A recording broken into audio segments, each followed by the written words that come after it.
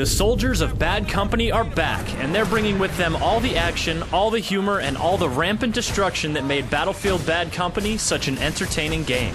But this sequel doesn't just pick up where the first game left off. Bad Company 2 is bigger and better than its predecessor, and it packs one hell of a punch. The meaty campaign is more focused and more exciting this time around, and though you still can't play it cooperatively with a friend, your wisecracking AI companions help ensure that you'll have a blast as you fight your way through beautiful exotic locations. The campaign is great fun, but it's the online multiplayer that makes Battlefield Bad Company 2 a real standout.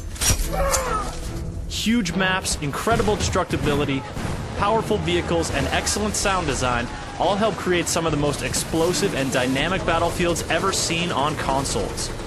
Online competition demands skill, adaptability, and battlefield awareness, and the destruction you leave in your wake makes the satisfaction of victory all the sweeter.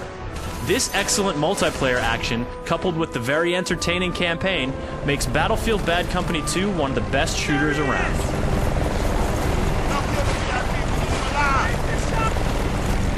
The beginning of Bad Company's second tour finds Sarge, Marlowe, Sweetwater, and Haggard stationed in a wintry valley, supposedly serving out Sarge's last tour of duty. As you might expect, it doesn't take long for things to go south, literally and figuratively.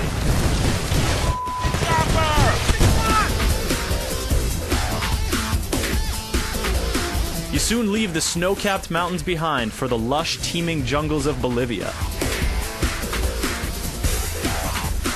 The environments in Bad Company 2 are surprisingly detailed and beautiful, and the occasionally blurry texture doesn't keep the impressive visual presentation from injecting your adventure with a great sense of scope and exotic flair.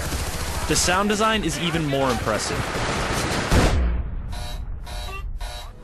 From the muffled crunches of your boots in the snow to the buzz of a mosquito in your ear, the audio really helps immerse you in your location. And when things get loud, the sound becomes downright cacophonous. Nearby explosions rock your ears.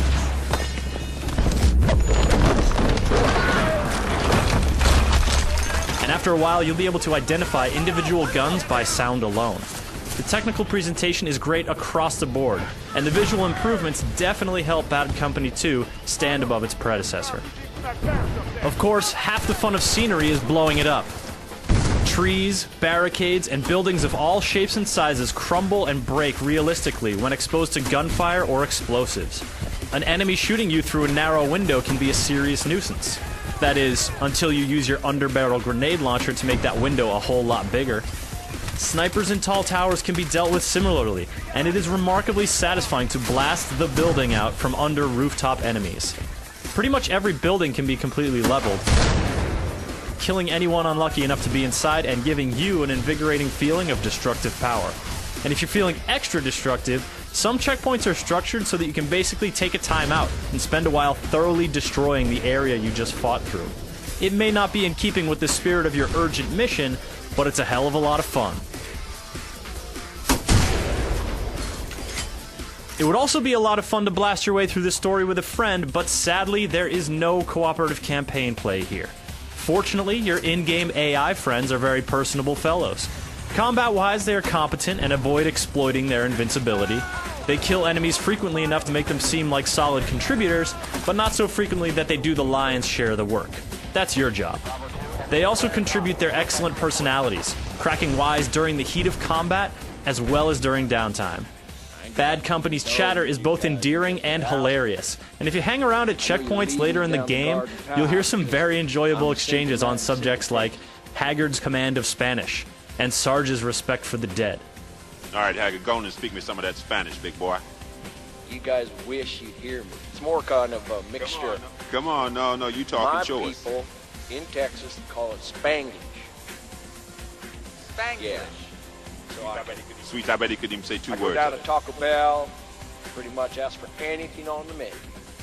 Though there are some minor bumps along the way, the campaign is often thrilling, and the characters imbue it with an engaging sense of personality. But the most engaging part of Battlefield Bad Company 2 is the online, team-based multiplayer.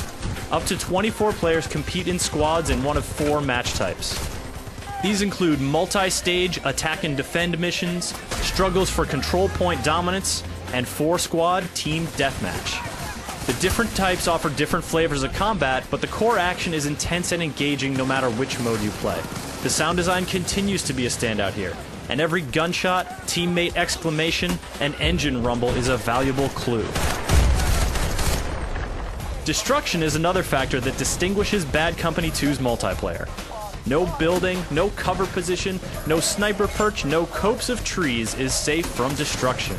Even the ground gets deformed by particularly powerful explosions. This makes the battlefield fluid and ever-changing.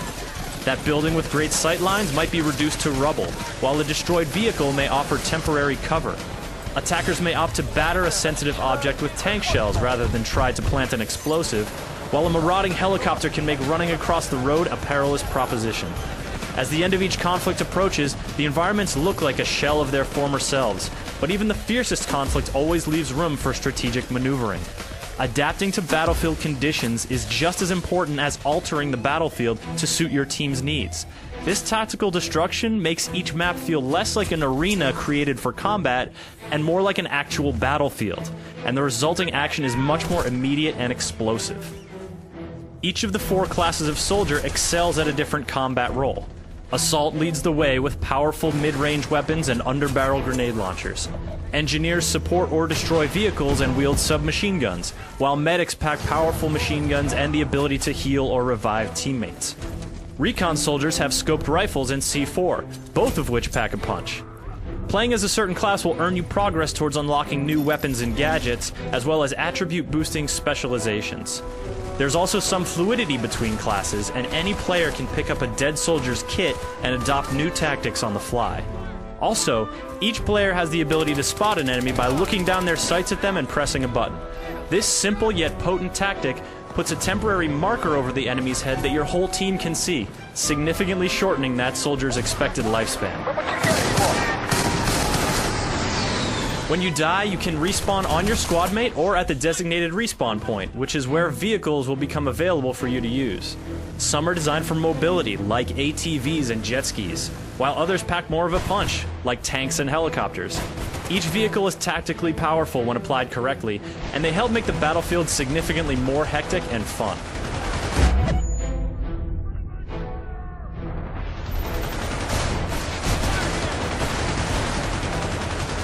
With all the different classes, vehicles, and stationary weapons at play, there is no shortage of ways to wage war. Destructibility makes each match unique, and the unlockable rewards for success in combat are a great incentive to keep playing.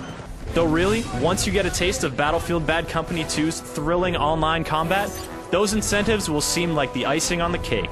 The action here is top-notch in both campaign and multiplayer alike. Whether or not you're looking for a new shooter in your life, you owe it to yourself to play Battlefield Bad Company 2.